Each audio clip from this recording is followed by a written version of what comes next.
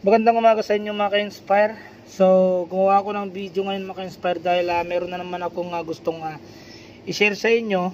At meron na naman tayong mga kababayan ang naloko ng isang illegal recruitment dyan sa Pilipinas.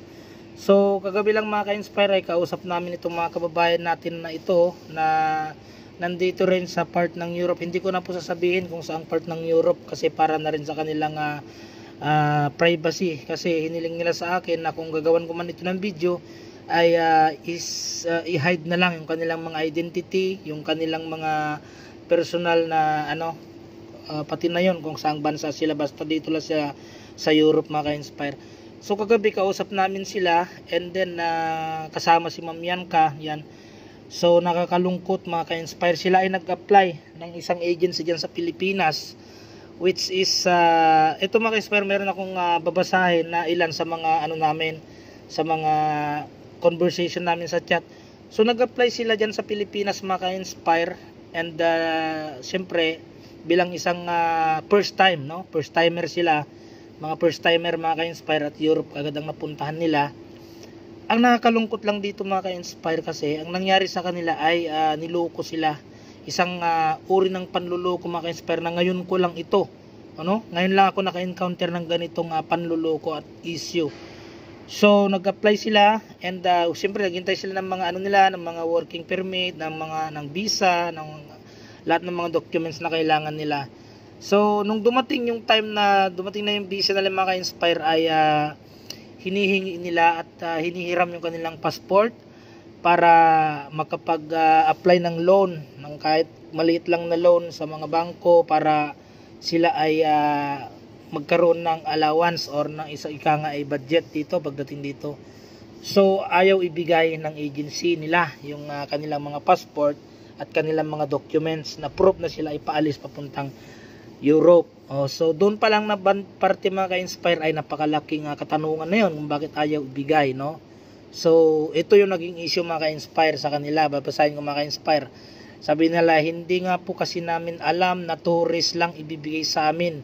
Binigay po sa amin documents nung wala na, paalis, nung araw na paalis na kami.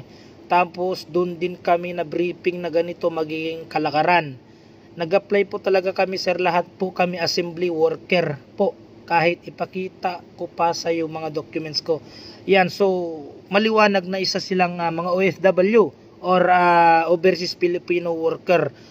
Ngayon, ang tanong, bakit tourist visa ang ibinigay nilang visa sa kanila? So doon pala magtataka ka na mga ka-inspire. So ito mga ka-inspire, video na ito ay para sa mga first timer, no? Sa mga nandyan sa Pilipinas, sana po ay mapanood ito ng mga aplikante dyan sa Pilipinas papunta dito sa Europe. Sinasabi ko po sa inyo, hindi po pwede ang tourist visa mga ka-inspire na pumunta ka dito para magtrabaho. So ang nakakapagtaka dito mga ka-inspire ay paano po sila nakalampas ng immigration or nakalabas ng immigration without showing them the overseas employment certificate, di ba? May hawak silang mga OEC, may hawak silang mga document, pero of course dahil nga sa tourist visa ang kanilang visa, kahit hindi na makita ng immigration yung kanilang mga requirements, kasi tourist visa lang sila di ba? Tourist visa, ibig sabihin mamamasyal lang sila sa bansang Europe. So ang tanong nila sa amin, pwede bang i-convert yung tourist visa mga ka-inspire as a working visa?